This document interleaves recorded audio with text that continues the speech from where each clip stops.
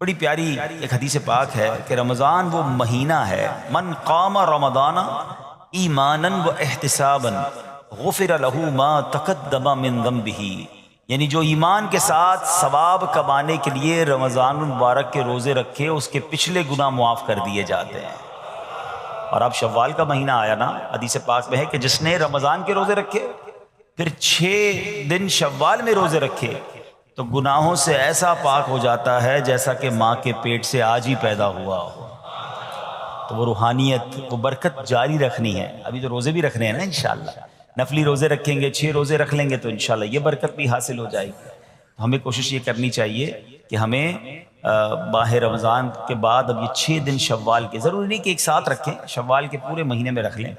ایک اور خوبصورت حدیث ہے کہ جس نے عید الفطر کے بعد 6 روزے شوال کے رکھے تو اس نے پورے سال کے روزے رکھے، جو ایک نیکی لائے گا اسے 10 ملیں گی۔ بڑا خوبصورت کیلکولیشن ہے کہ جو ایک مہینے کے روزے رکھے گا ملٹیپلائی بائی 10 تو 10 مہینے ہو گئے اس کے بدلے، یعنی 10 مہینے کے روزے ہو گئے۔ اب 6 روزے رکھے تو 60 روزوں کا ثواب ملے گا، تو 2 مہینے وہ کور ہو گئے، تو یعنی پورے سال کے روزوں کا ثواب اگر کمانا ہے تو رمضان اور اس کے بعد 6 دن شوال کے روزے رکھنے ہیں، تو انشاءاللہ ہم پورے رکھیں گے انشاءاللہ۔ اب رمضان کے بعد ہم نے پہلے یہ کیلکولیٹ کرنا ہے کہ جیسے رمضان سے پہلے تھے اب ویسے ہیں یا بدل گئے ہیں۔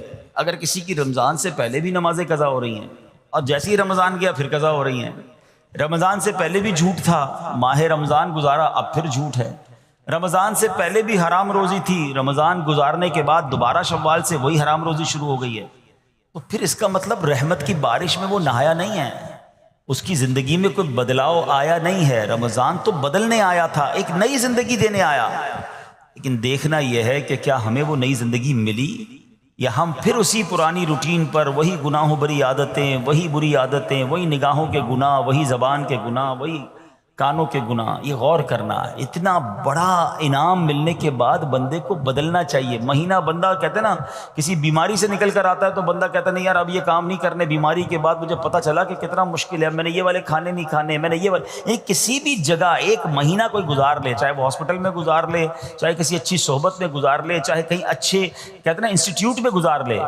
تو اس کی زندگی میں خوب بڑا امپیکٹ آ جاتا ہے، زندگی بدل جاتی ہے۔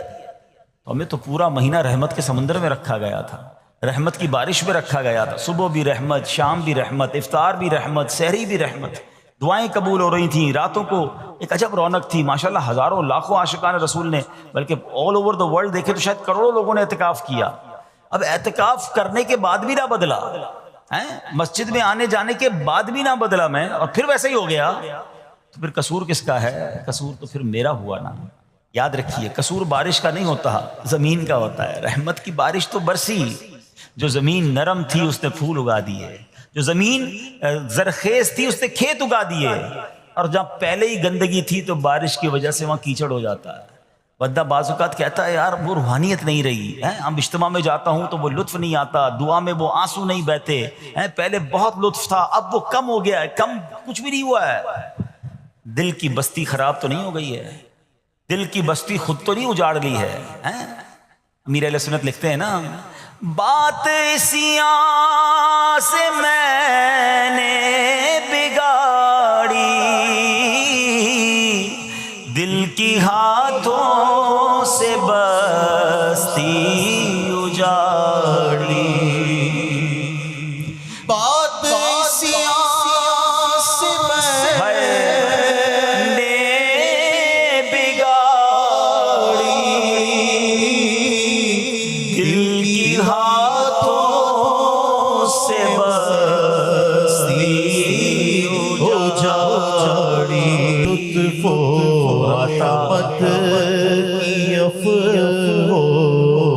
عطا کی میرے مولا، میرے مولا تو خیرات دے دے۔ دل کی بستی اجڑنے دینی نہیں ہے، شیطان آیا ہے اجاڑنے کے لیے، پلان پورا ہے اس کا، اس سے سب چھین لینا ہے، اس کی نمازیں، اس کے روزے، اس کی آنسو، اس کی دعائیں، اس کے سجدے، اس کے صدقے، اس کی خیرات، اس کے چہرے پر جو داڑھی سج گئی، سر پر جو امامے آ گئے، بہنوں نے جو پردے کی نیت کر لی، وہ آیا ہے بستی اجاڑنے، وہ آیا ہے ہم سے سب کچھ چھیننے۔ اب عقل مند وہ ہے جو شیطان کی باتوں میں نہ آئے، رحمان عز و جل کے رحمت کے سائے میں چھپ جائے، مسجدوں میں آتا رہے، نمازوں کی پابندی کرتا رہے، سنتوں پر عمل کرتا رہے، جی اگر چاہے بھی برائی کی طرف تو ان بری محفلوں کی طرف نہ جائے۔ آج میں آپ کو ایک بڑی خوبصورت یوں سمجھے حدیثیں سنانے آیا ہوں۔ جب میں اس بیان کو تیار کر رہا تھا تو کہتے نا کہ بیان تیار کرتے کرتے چہرے پہ مسکراہٹ آ رہی تھی۔ آج وہ حدیثیں ہیں کہ جب بندہ یہ عمل کرتا ہے، کچھ اعمال بتاؤں گا، کچھ حدیثوں میں ایسے اعمال بتائے گئے کہ بندہ جب یہ عمل کرتا ہے تو رب مسکراتا ہے۔ عمل تو بعد میں سنیں گے، یہ فضیلت سن کے کیسی مزہ آ رہا ہے۔ اللہ مسکراتا ہے اپنے اس بندے کو دیکھ کر جو یہ عمل کرتا ہے۔ ہاں ایک وضاحت کر دوں کہ یقیناً اس کا مسکرانا ایسا نہیں ہے جیسا ہمارا مسکرانا ہے۔ اللہ پاک جسم اور جسم کے لوازمات سے پاک ہے، اس کی شان بہت اونچی ہے، مگر احادیث میں جب جہاں جائے لفظ آیا نا کہ رب مسکراتا ہے تو اس کا مطلب یہ کہ اللہ بندے کے اس کام سے بہت راضی ہو جاتا ہے، اس پر رحمتیں نازل فرماتا ہے۔ سبحان اللہ۔ میں سوچ رہا تھا یہاں تک بتانے کے بعد آپ کو یہ کہہ دوں نا، اب جو بھی کام بتانا ہے وہ کرنا شروع کر دیں گے انشاءاللہ۔ بغیر بتائے بتا دوں کہ بھائی اب یہ کام میں رب راضی ہو جائے گا۔ رب کا مسکرانا لفظ کیسا ہے یار، جس کو کہنا دل کی کلیاں کھل اٹھیں کہ زندگی میں میں کوئی کام ایسا کر لوں، کوئی ایک کام ایسا کر لوں کہ اللہ میری طرف دیکھ کر مسکرا دے، یعنی اس کی رحمت مسکرائے اور اس کی طرف سے رحمتیں نازل ہو جائیں، وہ مجھ سے راضی ہو جائے، تو یہی زندگی کا حاصل ہے نا۔ سبحان اللہ۔ تو یہ آئیے آج مدری چل کے ناظرین آپ بھی اٹینشن ہو جائیں کہ وہ کام کون سے ہیں جس کو دیکھ کر رب کی رحمت ایسی راضی ہو جاتی ہے، رب اتنا راضی ہو جاتا ہے۔ سبحان اللہ سبحان اللہ۔ تو آئیے ایک پہلی حدیث سنتے ہیں۔ نبی پاک علیہ الصلوۃ والسلام فرماتے ہیں اذا ضحک ربک الی عبد فی الدنیا فلا حساب علیہ، جب تمہارا رب دنیا میں کسی بندے کو دیکھ کر مسکرائے تو روز قیامت اس سے حساب نہیں لیا جائے گا۔ ہائے ہائے، قیامت کے حساب سے بچ جائیں تو اور پھر کیا چاہیے، وہاں بلا حساب جنت میں داخلہ مل جائے۔ سبحان اللہ، یہ تو مزے کو مزہ آ جائے۔ تو اب کام کون سے ہیں سبحان اللہ جس میں رحمت خاص برستی ہے؟ سبحان اللہ۔ اور ابھی جن نیک اعمال کے بارے میں ہم سننے والے ہیں، یہ دو اہم فضیلتیں ہیں۔ جب بندہ یہ نیک کام کرتا ہے اللہ پاک اس سے انتہائی راضی ہو کر اس پر رحمت نازل فرماتا ہے، اور ایسا خوش نصیب روز قیامت بلا حساب جنت میں داخل ہو جائے گا۔ بلا حساب ہو جنت میں داخلہ یا رب، بلا حساب آمین آمین آمین۔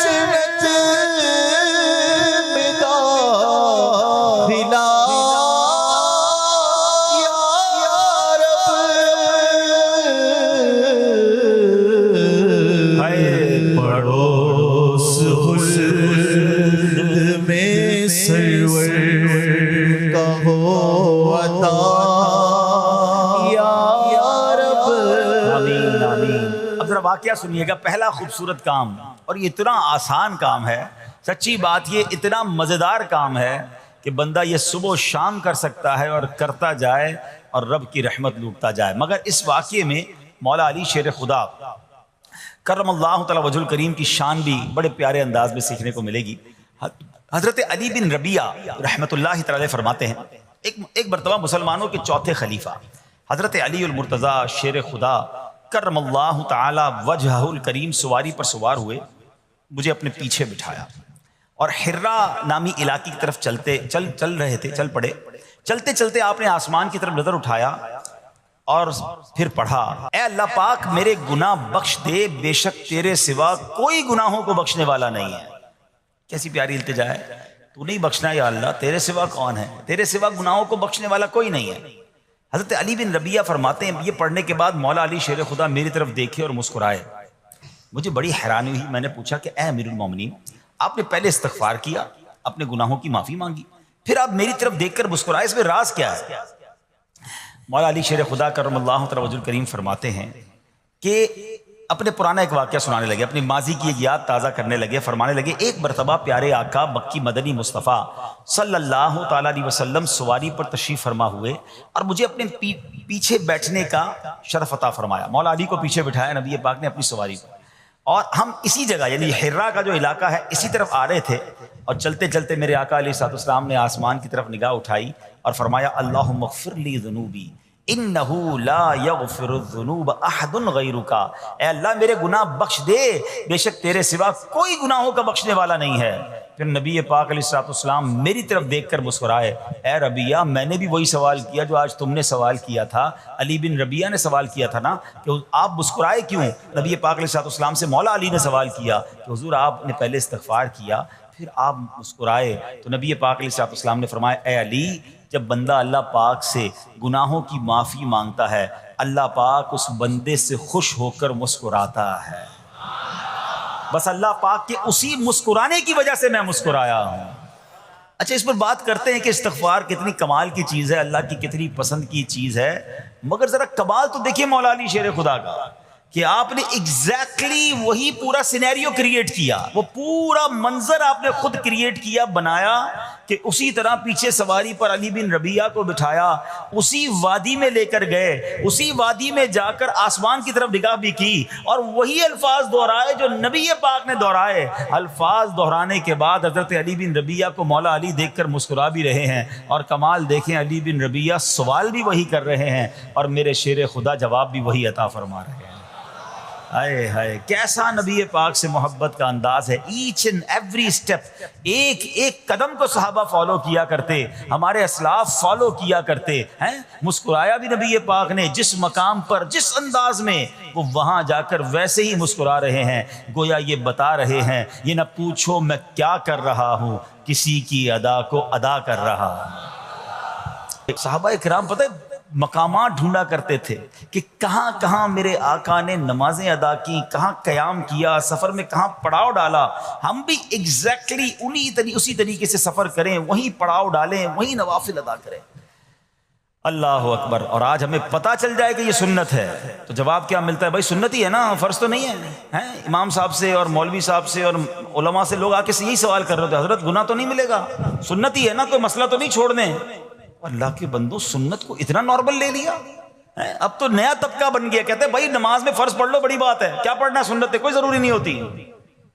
کہاں سے آگے لوگ جو نبی پاک کی سنت سے ہمیں دور کرنے کی بات کرتے، عاشق رسول کے لیے اس سے بڑی کیا بات ہے کہ پتہ چل جائے یہ نبی پاک کی سنت ہے۔ میرے آقا فرماتے من احب سنتی فقط احبنی، جس نے میری سنت سے محبت کی وہ ایسا ہے جیسے اس نے مجھ سے محبت کی۔ اور آگے سنو فرماتے ومن احبنی کان معی فی الجنہ، جس نے مجھ سے محبت کی وہ جنت میں میرے ساتھ ہوگا۔ ارے سنت پر عمل کرنا تو جنت میں جانے، اور وہ بھی نبی پاک کے ساتھ جانے والا راستہ ہے۔ لوگ کہتے ہیں سنت ضروری نہیں، اللہ سلامت رکھے میرے پیر و مرشد کو، اللہ سلامت رکھے دعوت اسلامی کو، قدم قدم پر سنتوں کی بات دعوت اسلامی والے کرتے ہیں۔ یقیناً کچھ لوگوں کو پرابلم ہوتی ہے، یار اتنی سنتوں کی بات، تمہارا بیان بھی سنتوں بھرا بیان، مدنی حلقہ بھی سنتوں بھرا، تو جناب ہر جگہ سنت کی بات۔ ارے غلام آقا کے طریقے کی بات نہ کرے تو کس کی بات کرے؟ ارے مولا علی کو تو دیکھو یار، یا رسول مولا علی شیر خدا، ہم پنجتن کے غلام ہیں، اہل بیت سے محبت کرتے ہیں، صحابہ سے پیار کرتے ہیں، ان کو دیکھے نا ایک ایک قدم کو، ایک ایک طریقے کو، ایک ایک انداز کو فالو کیا کرتے تھے۔ آپ کو پتہ ہے حضرت ابوبکر صدیق رضی اللہ تعالیٰ عنہ کا وصال کا دن آنے والا تھا، آپ کو آخری گھڑیاں تھیں، آپ نے اپنی صاحبزادی بی بی عائشہ صدیقہ رضی اللہ تعالیٰ عنہا سے پوچھوایا ذرا یہ تو بتاؤ نبی پاک کا جو وصال کا دن تھا وہ دن کون سا تھا، وصال کے وقت کپڑے کیا پہنے تھے، ہیں یعنی ایک ایک بات کی معلومات لے رہے ہیں۔ تمنا یہ ہے کہ نبی پاک جس دن دنیا سے پردہ فرمایا اس سنت پر بھی عمل ہو جائے، میرا انتقال بھی اسی دن ہو جائے۔ آپ غور کریں کتنی باریکی سے پیارے آقا علیہ الصلوۃ والسلام کو صحابہ کرام اہل بیت اطہار فالو کرتے تھے، اور آج پتہ نہیں کیا ہو گیا ہے سنت۔ ابھی تھوڑے دنوں بعد انشاءاللہ حاجی حج کو جائیں گے، اللہ مجھے اور آپ کو بار بار حج کی سعادت عطا فرمائے۔ حج کے دنوں میں ایک ہی سوال ہوتا ہے، مینا کی راتیں سنتی ہے نا، نہ گزاریں تو حضرت کوئی دم تو نہیں ہو جائے گا؟ ارے تمہیں صرف دم کی فکر ہے، گئے کس لیے حج پہ؟ میرے آقا نے اگر خیموں میں مینا کے میدان میں رات گزاری تو عاشق رسول کے لیے تو اس سے بڑی راتیں کون سی ہوں گی؟ قدم قدم پر پیارے آقا کے طریقے کو فالو کرنا چاہیے۔ حاجی کو ایک ہی فکر ہوتی ہے بھائی دم تو نہیں لگ جائے گا، مولوی صاحب اور کوئی رعایت بتا دیں۔ ارے ہم گئے عبادت کرنے، سنتوں پر عمل کریں، مستحبات پر عمل کریں، بزرگوں کی اداؤں کو ادا کریں تاکہ زیادہ سے زیادہ برکتیں لوٹ کر آئیں۔ تو بہرحال اب آتے ہیں واپس اسی عمل پر۔ کیا عمل ہے؟ جس کو دیکھ کر رب بھی مسکراتا ہے۔ دوبارہ عرض کر دوں کہ اللہ کا مسکرانا وہ جسم اور جسمانیت سے پاک ہے، اس کی رحمت برستی ہے، اس کی رضا مل جاتی ہے. اور وہ کس بات پر رضا ملتی ہے کہ جب بندہ اللہ سے معافی مانگتا ہے تو اللہ اس کے معافی مانگنے پر بہت راضی ہو جاتا ہے. سبحان اللہ. اللہ پاک ایسے بندے سے بہت خوش ہوتا ہے. کہ وجہ پتہ کیا ہے؟ وہ فرماتا ہے دیکھو میرا بندہ جانتا ہے کہ اس سے گناہ ہوا ہے اور یہ بھی جانتا ہے کہ میرا مالک بخشنے والا ہے. اللہ کی رحمت سے مایوس نہیں ہونا ہے. گناہ ہو گیا اب فوراً توبہ کرنا، استغفار کریں. سبحان اللہ. اللہم اغفر لی، اللہم اغفر لی، یہ پڑھنے کی عادت بنائیں. ٹھیک ہے.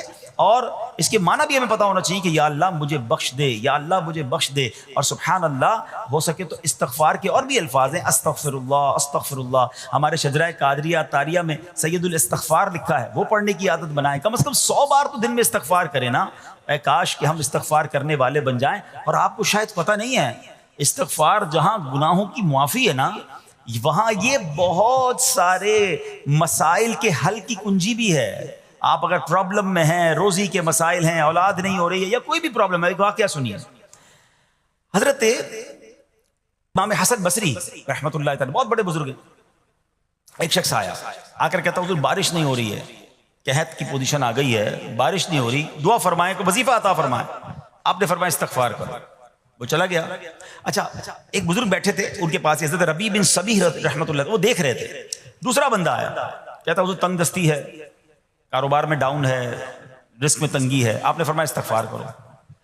تیسرا شخص آیا، کہتا حضور اولاد نہیں ہو رہی ہے، حصول اولاد کے لیے وظیفہ لینا ہے، فرمایا استغفار کرو. چوتھا بندہ آیا، وہ کہتا ہے کہ حضور میرے باغ میں فصلوں میں پیداوار کی کمی ہے، فرمایا استغفار کرو.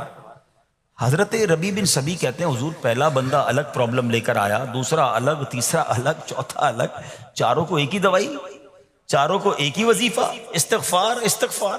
آئے ہائے بڑوں کی بڑی باتیں ہیں. قرآن میں بھی پڑھتا ہوں، قرآن آپ بھی پڑھتے ہیں، مگر دیکھو اللہ والے کیسے پڑھتے ہیں. کیا خوبصورت جواب دیا آپ نے. آپ فرماتے ہیں سورہ نوح پارہ 29 آیت نمبر 10 سے 12 کی آپ نے تلاوت فرمائی. اب ذرا قرآن سنیے گا. بسم اللہ الرحمن الرحیم. استغفروا ربکم انہ کان غفارا یرسل السماء علیکم مدرارا ویمددکم باموال وبنین ویجعل لکم جنات ویجعل لکم انہارا. سبحان اللہ. ذرا سنیے گا. اپنے رب سے معافی مانگو. استغفروا ربکم انہ کان غفارا، بے شک وہ بڑا معاف کرنے والا ہے. اب دے گا عطا، کیا فرمائے گا؟ یرسل السماء علیکم مدرارا، وہ تم پر موسلا دھار بارش بھیجے گا. وَيُمْدِدْكُمْ بِأَمْوَالٍ وَبَنِينَ وَيَجْعَلْ لَكُمْ جَنَّاتٍ وَيَجْعَلْ لَكُمْ أَنْهَارًا. فرمایا اور مالوں اور بیٹوں سے تمہاری مدد فرمائے گا، اور تمہارے لیے باغات بنا دے گا، اور تمہارے لیے نہریں بنائے گا. باغات بھی بڑھ رہے ہیں، اولاد بھی عطا ہو رہی ہے، مال بھی بڑھ رہا ہے، بارش بھی ہو رہی ہے. کس چیز سے؟ استغفار سے. تو استغفار یہ آپ کے بہت سارے پرابلمز کا حل ہے، مسائل کا حل ہے. بس اپنی زبان استغفار سے تر رکھے. اچھا پھر اس میں تھوڑی سی شرمندگی بھی ہو. ایسا نہیں کہ استغفار بھی ہو رہا ہے اور دماغ کہیں اور ہے، مسکرا بھی رہے ہیں، ہنس بھی رہے ہیں اور استغفر اللہ. کسی سے معافی مانگتے ہوئے ہنستا ہے کیا بندہ؟ استغفر اللہ ربی من کل ذنب واتوب الیہ. یا اللہ میں اپنے سارے گناہوں سے تجھ سے معافی مانگ رہا ہوں. بہت سارے استغفار کے سیکھے ہیں. استغفر اللہ العظیم من کل ذنب عظیم. اے اللہ میں تجھ سے استغفار کرتا ہوں، وہ رب جو بہت عظیم ہے، اپنے سارے بڑے گناہوں سے میں استغفار کرتا ہوں. الگ سیغوں سے اللہ کی بارگاہ میں استغفار کریں. ہو سکے تو کبھی گناہ یاد آئیں تو آنسو بھی بہ رہے ہوں، مگر یہ استغفار اللہ کو بڑا پسند ہے، معافی رب کو بہت پسند ہے. ابو اللیث سمرقندی رحمۃ اللہ تعالی لکھتے ہیں پچھلی قوموں میں ایک شخص تھا، اس نے بہت گناہ کیے تھے. ایک بار اس نے اپنی پچھلی زندگی کے بارے میں سوچا، گناہوں کے بارے میں غور و فکر کیا تو اسے شرمندگی ہوئی. اس نے نادم و شرمندہ ہو کر 3 مرتبہ کہا اللہم غفرانک، اللہم غفرانک، اللہم غفرانک. اے اللہ تیری بخشش، اے اللہ تیری بخشش، اے اللہ پاک تیری بخشش. اسی لمحے اس کو موت آ گئی اور اللہ پاک نے اس کی بخشش فرما دی. آئیے ہم بھی پڑھ لیتے. اللہم غفرانک، اللہم غفرانک، اللہم غفرانک. استغفار کرنا، توبہ کرنا، گناہ یاد کر کے شرمندہ ہونا، یہ اللہ کو کتنا پسند ہے ایک سبحان اللہ، اس کے بارے میں چند برکتیں آپ کو بیان کرتا ہوں۔ بڑی عظیم برکت یہ ہے کہ اس کی بدولت بندے کا تنگی اور غم دور ہو جاتا ہے۔ حدیث پاک میں ہے جو ہمیشہ استغفار کرتا رہے اللہ پاک اس کے لیے ہر تنگی سے نکلنے کا راستہ بناتا ہے، ہر فکر و غم سے اسے خلاصی عطا فرماتا ہے۔ اس کی ایک برکت یہ بھی ہے کہ ایسے بندے کو اللہ پاک غیب سے رزق عطا فرماتا ہے۔ حدیث پاک میں ہے استغفار کرنے والے کو اللہ وہاں سے رزق عطا فرماتا ہے جہاں اس کا گمان بھی نہیں ہوتا ہے۔ اتنی مہنگائی ہے، اتنی مشکلیں ہیں، اتنی تنگی ہے، لوگ قرضے میں ہیں، کبھی ادھر جاتے ہو کبھی ادھر جاتے ہو۔ ارے بھائی سب کے پاس جاتے ہو، رب کے پاس کیوں نہیں جاتے؟ استغفار کرنا شروع کر دو، فرمایا ادھر سے روزی دے گا جہاں تمہارا گمان بھی نہیں جائے گا۔ اس کی برکت سے اللہ پاک دلوں کے زنگ کو دور فرماتا ہے۔ آئیے پیارے اسلامی بھائیوں، اللہ کو معافی مانگنا، دل سے پکارنا کتنا پسند ہے۔ میں آپ کو ایک بہت ہی خوبصورت واقعہ بتاتا ہوں، اور یہ واقعہ ہے حضرت موسیٰ علیہ نبینا علیہ الصلوۃ والسلام کا۔ اللہ پاک نے حضرت موسیٰ علیہ نبینا علیہ الصلوۃ والسلام نے ایک بار اپنی مناجات میں عرض کیا یا اللہ یا رب۔ اللہ پاک کی طرف سے جواب آیا لبیک یا موسیٰ۔ آپ نے عرض کی یا اللہ تو میرا مالک ہے، تو خالق ہے، میں تو تیرا بندہ ہوں۔ ارشاد ہوا مجھے یہ پسند ہے کہ جب مجھے کوئی میرا بندہ یا رب پکارے تو میں اسے لبیک کہہ کر جواب دوں۔ اللہ فرما رہا ہے، حضرت موسیٰ نے عرض کی یا رب کیا یہ ہر مطیع بندے کے لیے ہے؟ کیا ہر نیک آدمی کے لیے ایسا ہے کہ جب تجھے وہ پکارے تو لبیک فرماتا ہے؟ سنو، اللہ فرماتا ہے ہاں بلکہ ہر گناہگار بندے کے لیے بھی ہے۔ تو حضرت موسیٰ نے عرض کی یا اللہ فرما بردار تو تیری اطاعت کرتا ہے، وہ بات تو سمجھ آ رہی ہے، گناہگار پر یہ کرم کس وجہ سے؟ اے ہائے سنو میرے رب کیسا کریم ہے۔ فرماتا ہے اے موسیٰ اگر میں بھلائی کرنے والے کو اس کی بھلائی کا بدلہ دوں اور برائی کرنے والے پر اس کی برائی کی وجہ سے احسان نہ کروں تو میرا جود و کرم کہاں جائے گا؟ اللہ فرماتا ہے میرا پھر کرم، میری رحمت کس لیے ہے؟ برائی کرنے والا بھی، گناہ کرنے والا بھی مجھے پکارتا ہے، میں اسے بھی لبیک کہہ کر جواب دیتا ہوں۔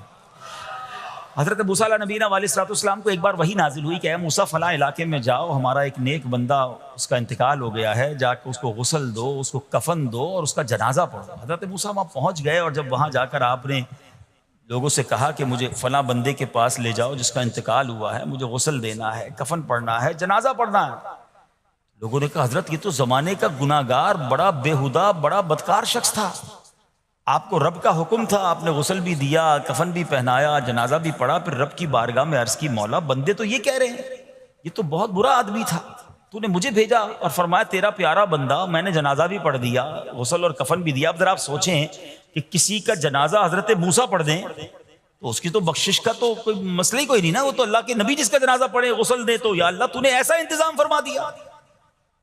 تو رب کریم کی طرف سے پتہ ہے کیا جواب آتا ہے؟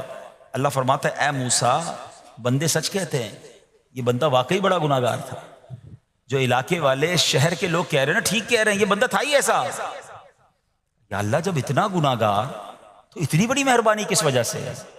ارشاد ہوا اے موسیٰ اس بندے نے مرنے سے پہلے مجھ سے 5 کلمات کے ذریعے بات کی، مناجات کی، مجھے پکارا، 5 سینٹنس تھے، 5 کلمے تھے، اور اے موسیٰ اس کی وجہ سے میں نے اس کی مغفرت فرما دی۔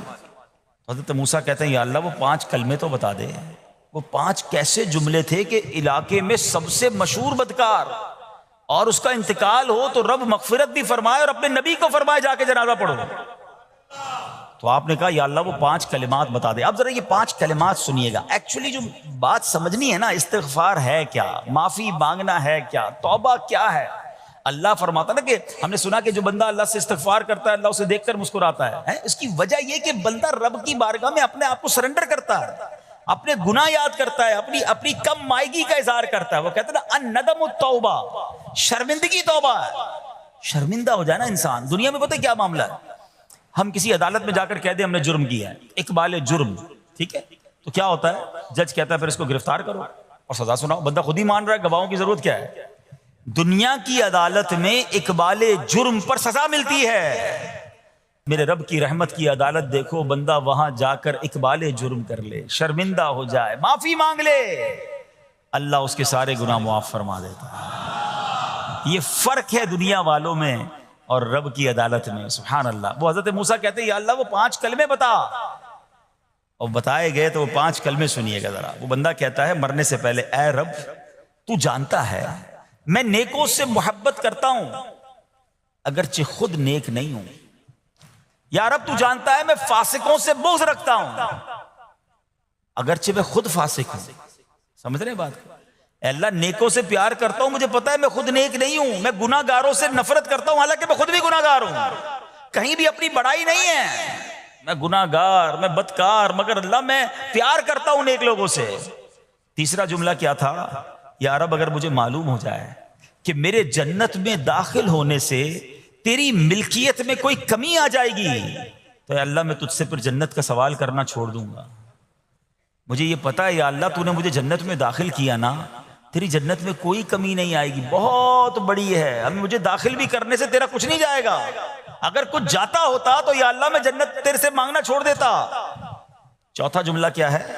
اے رب اگر مجھے معلوم ہو جائے کہ مجھے جہنم میں داخل کرنے سے تیری ملکیت میں اضافہ ہو جائے گا تو میں پھر جہنم سے پناہ نہیں مانگوں گا.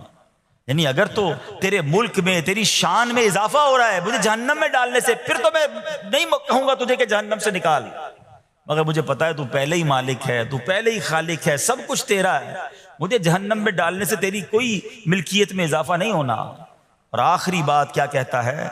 یا رب اگر تو مجھ پر رحم نہ کرے گا تو پھر کون کرے گا؟ اللہ فرماتا ہے اے موسیٰ میں نے اس پر رحم کیا، یہ میرے کرم کے لائق تھا، میرے کرم کے لائق نہیں تھا کہ میں اسے ناکام لوٹا دیتا. جب اس نے یہ کلمات کہے تو میں نے اسے درگزر فرمایا، اس کی مغفرت فرما دی، اور میں ہی بخشنے والا مہربان ہوں. تو اے میرے پیارے اسلامی بھائیوں، آج وہ کام سیکھ کے جانا ہے، سمجھ کے جانا ہے، جس کو جو بندہ کرتا ہے تو رب کی رحمت گویا مسکراتی ہے. اب وہ یہ ہے کہ اللہ سے معافی مانگتے رہیں، استغفار کرتے رہیں، اللہ کو راضی کرنے کی کوشش کرتے رہیں، اپنے گناہوں پر ندامت رکھیں کہ جو معافی مانگتا ہے نا اللہ اسے بہت پسند فرماتا ہے. حدیث پاک میں آتا ہے التائب من الذنب کمن لا ذنب له، گناہوں سے توبہ کرنے والا ایسا ہے جیسا اس نے گناہ کیا ہی نہیں ہے. اچھا اب ایک اور بہت پیارا عمل جس کو دیکھ کر اللہ مسکراتا ہے، وہی میں نے جو تفسیر بتائی کہ اللہ کی رحمت راضی ہو جاتی ہے اور اللہ کی رحمت برستی ہے، رب راضی ہو جاتا ہے. نبی پاک علیہ الصلوۃ والسلام نے فرمایا 3 بندے ہیں اللہ پاک انہیں دیکھ کر مسکراتا اور کیا ہوتا ہے؟ فرمایا اور بہت خوش ہوتا ہے. اب وہ 3 بندے کون سے ہیں؟ چیک کر لیں ہم ان میں ہیں کہ نہیں. فرمایا نمبر 1 وہ بندہ جو رات کو اٹھے، بستر چھوڑے، اچھی طرح وضو کرے، پھر نماز پڑھنے کھڑا ہو جائے، اسے دیکھ کر اللہ پاک فرشتوں سے فرماتا ہے اے فرشتوں بتاؤ میرے بندے کو نیکی پر کس نے اکسایا ہے؟ فرشتے عرض کرتے ہیں مولا تو بہتر جانتا ہے. اللہ پاک فرماتا ہے ہاں میں جانتا ہوں مگر تم مجھے بتاؤ.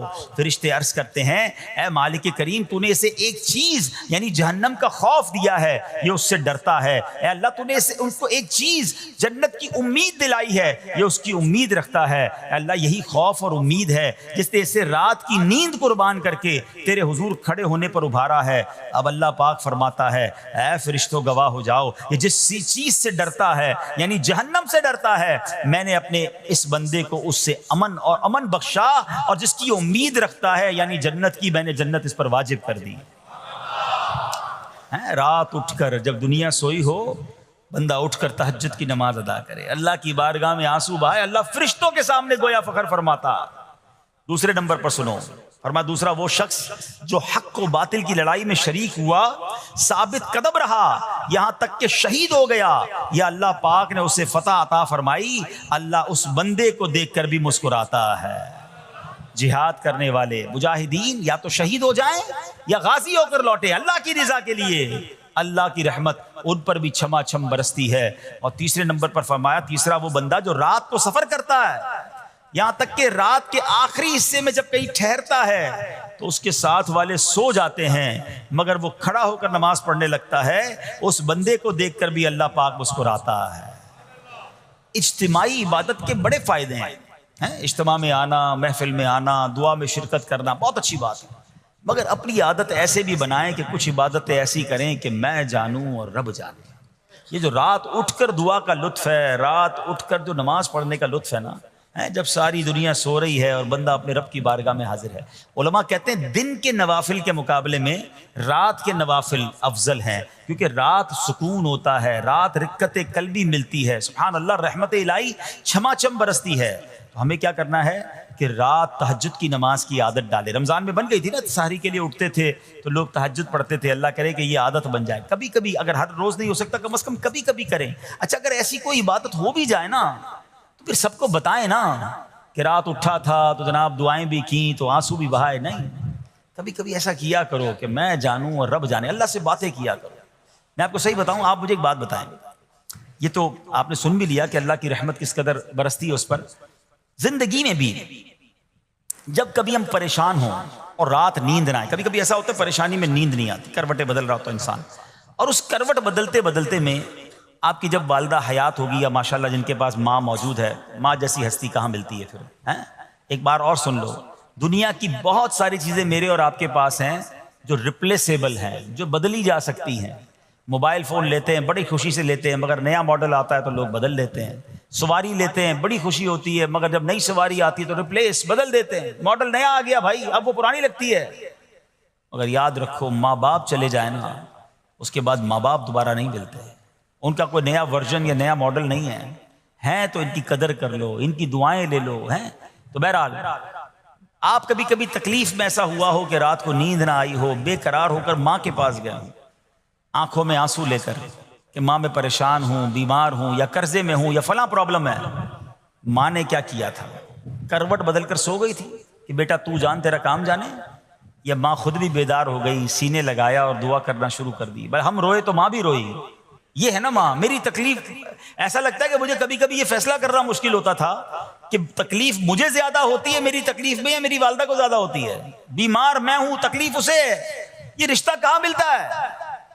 مگر مجھے ایک بات بتاؤ, جب میری تکلیف پر رات نیند چھوڑ کر, بستر چھوڑ کر میں ماں کے پاس گیا, ماں نے سینے لگایا, تو اگر میں اپنا بستر چھوڑ کر آنکھوں میں آنسو لیے میری ماں سے مجھے کہیں زیادہ پیار کرنے والے رب کی بارگاہ میں چلا گیا, تو اس کی رحمت کیا مجھے مایوس کر دے گی؟ میری ماں کے دل میں جو ممتا ہے نا وہ بھی میرے رب نے ڈالی ہے, تو رب کی رحمت کتنی ہوگی. تو کبھی کبھی اللہ کی بارگاہ میں رات کے اس پہر حاضر ہوا کرو. جو پرابلم ہے آپ کی, جو مشکل ہے آپ کی, آپ یقین کریں, آپ اللہ کی بارگاہ میں تہجد کے وقت رات کے آخری پہر آنسو بہائیں, دعائیں کریں, نوافل پڑھیں, پھر دیکھیں آپ کے دل کو تسلی کیسے ہوتی ہے. آپ کا ایمان تازہ ہو جائے گا, اور آپ نے دیکھا کہ ایسے وقت عبادت کرنے والوں سے رب کتنا راضی ہوتا ہے. اللہ کرے یہ بات ہمیں سمجھ آ جائے. اسی طرح عظیم صحابی حضرت عبداللہ ابن مسعود رضی اللہ تعالیٰ سے روایت ہے, پیارے آقا مکی مدنی مصطفیٰ صلی اللہ تعالیٰ علیہ وسلم نے فرمایا, ایک بندہ رات کو اٹھتا ہے, اچھی طرح وضو کرتا ہے, پھر اللہ پاک کی حمد کرتا ہے, اس کی بزرگی بولتا ہے, اپنے نبی علیہ الصلوۃ والسلام پر درود پڑھتا ہے, قرآن کھول کر پڑھنا شروع کر دیتا ہے. یہ وہ بندہ ہے جسے دیکھ کر اللہ پاک مسکراتا ہے اور فرماتا ہے, دیکھو میرا بندہ عبادت کر رہا ہے جبکہ اسے میرے سوا کوئی نہیں دیکھ رہا ہے. اللہ, یہ کاش ہمیں عادت مل جائے کہ ہم اکیلے میں عبادت کریں, انفرادی عبادت کریں, میں جانوں میرا رب جانے. کبھی تلاوت کریں, کبھی درود پڑھیں, کبھی دعائیں کریں, کبھی آنسو بہائیں. سبحان اللہ, اس کا مزہ ہی اور ہے. ہاں کبھی ایسا ہونا چاہیے. ہم محفل میں عشق رسول کے عالم میں رو بھی پڑھتے ہیں, مدینے کی یاد ہو, نعت شروع ہو تو ہماری آنکھوں میں آنسو آ جاتے ہیں, یہ بھی اچھی بات ہے. مگر کبھی کبھی رات ایسی بھی ہونی چاہیے کہ دل میں ہو یاد تیری, گوشے تنہائی ہو. دل میں ہو یاد تیری, گوشے تنہائی ہو, پھر تو خلوت میں عجب انجمن آرائی ہو. کبھی زندگی میں ایسی راتیں بھی آنی چاہیے. وہ ہے نا, جاگ اٹھا اشکوں کا مقدر, عشق نبی میں روتے روتے کیسی گزری رات نہ پوچھو. کبھی کبھی ایسی رات بھی گزرنی چاہیے کہ آقا کی یاد میں آنسو بہ رہے ہوں, مدینے کی یاد میں, گھر والوں کو بھی پتہ نہ چلے. ہلکی ہلکی آواز میں کبھی نعت شریف لگا لیا کریں, کبھی مناجات لگا لیا کریں. ہم پتہ نہیں کیا دیکھتے دیکھتے سوتے ہیں. کاش انہی تصورات میں آنکھیں بند ہوں کہ میں سو جاؤں یا مصطفیٰ کہتے کہتے, میں سو جاؤں یا مصطفیٰ کہتے کہتے, کھلے آنکھ صلی علی کہتے کہتے. جو مدینے کے تصور میں سوتے ہیں نا, پھر خواب میں زیارت بھی کر لیتے ہیں. خواب کا ایک فنامنا یہ بھی ہے, آپ جس چیز کے بارے میں سوچتے ہوئے سوتے ہیں نا, عموماً گندی باتیں دیکھ کر, گندی چیزیں دیکھ کر سوتے ہیں, پھر ایسے ڈراؤنے خواب بھی آتے ہیں, انہیں ٹینشن بھی آتی ہے. فلموں میں بھی ماردار دیکھی, خواب میں بھی لڑائی جھگڑے دیکھ رہے ہیں. جو مدینے کی یادوں میں سو رہا ہے, جو باوضو سو رہا ہے, جو اللہ کا ذکر کر کے سو رہا ہے, جو نوافل پڑھ کے سو رہا ہے, پھر دیکھو خواب میں بھی کہاں کہاں کی سیر کرے گا انشاءاللہ. تو اپنی خلوتوں کو اچھا کریں، اپنے اکیلے وقت کو بھی خوبصورت کریں، آنسو بہائیں، اور سبحان اللہ تہجد پڑھنے والوں کے چہروں پر نور بھی آ جاتا ہے۔ ہاں، یہ ایک الگ نعمت انہیں ملتی ہے، اللہ نصیب فرما دے۔ اچھا، ایک اور خوبصورت کام ہے، اللہ کریم جنہیں دیکھ کر مسکراتا ہے۔ فرمایا حضرت ابو سعید خدری رضی اللہ عنہ فرماتے ہیں، رسول ذیشان مکی مدنی سلطان صلی اللہ تعالی علیہ وسلم نے فرمایا 3 بندوں کو دیکھ کر اللہ پاک مسکراتا ہے۔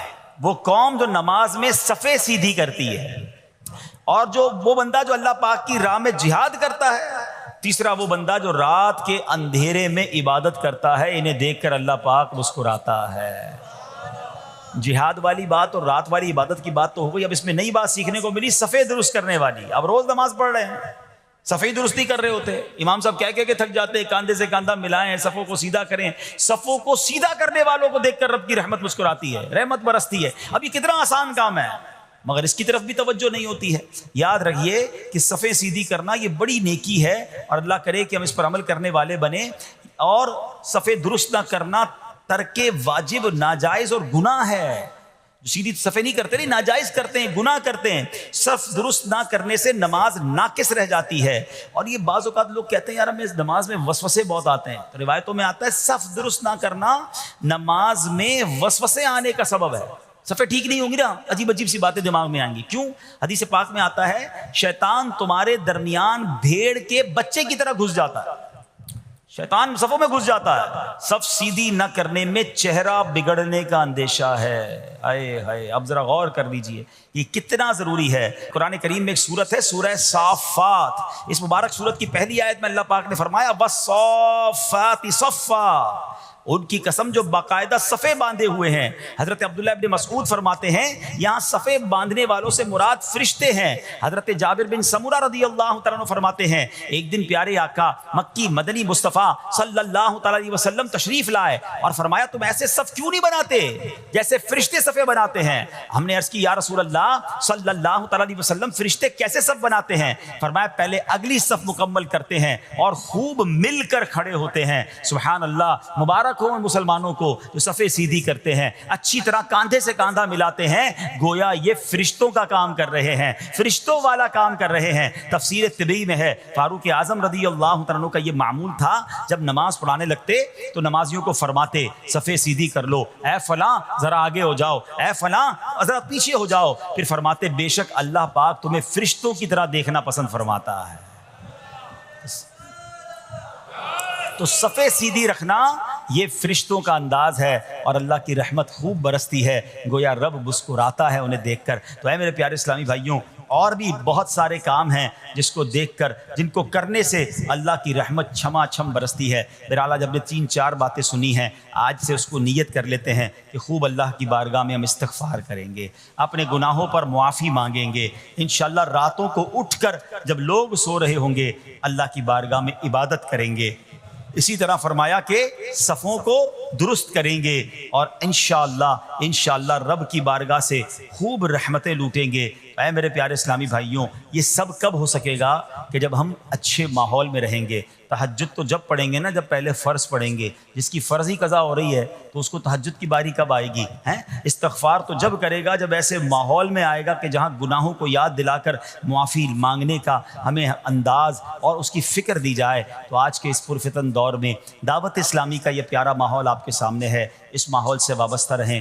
ہفتہ وار اجتماع میں، مدنی قافلوں میں، ہفتہ وار مدنی مذاکرے میں شرکت کرتے رہیں گے تو انشاءاللہ ان نیکیوں کا جذبہ بھی ملتا رہے گا اور انشاءاللہ ایسے کام کرنے میں اللہ کرے کامیاب ہو جائیں۔ تصور ہی کتنا پیارا ہے، یقین کریں، میں آپ شاید پتہ نہیں وہ فیلنگ آپ کو محسوس ہو رہی ہے کہ نہیں، یہ تصور ہی کتنا پیارا ہے کہ کبھی میں کوئی ایسا عمل کر لوں کہ رب کی رحمت مجھے دیکھ کر مسکرا دے، اللہ راضی ہو جائے، اللہ خوش ہو جائے، اور کیا چاہیے، میری تو زندگی کا حاصل ہو گیا نا۔ تو اب یہ 3-4 کام آپ نے سن لیے ہیں، اس کو عمل کرنا شروع کر دیں۔ اللہ کریم سے دعا کرتا ہوں کہ رب کریم اپنی رضا والے کام ہمیں بڑھ چڑھ کر کرنے کی توفیق عطا فرمائے۔ اللہ پاک ہم سب کو عمل کرنے کی توفیق عطا فرمائے۔ صلو علی الحبیب۔